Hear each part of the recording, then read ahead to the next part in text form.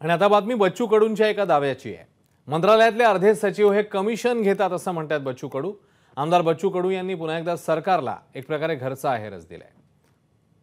अंगणवाडी सेविकाचं काय चुकलं सांगा? कलेक्टर 2.5 लाख रुपये महिना घेते आणि आमदाराला 2.5 लाख भेटते। काम काय?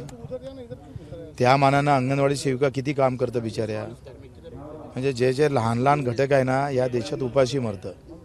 तो मंत्रालयातला सचिव अर्धे सचिव तर रोज कमिशन खाल्ल्याशिवाय फाईल समोर करत नाही।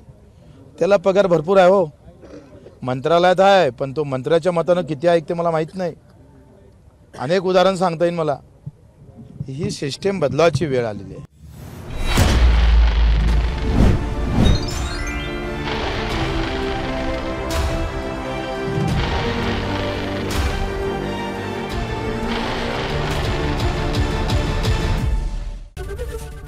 एबीपी माझा, उघडा डोळे बघा नीट।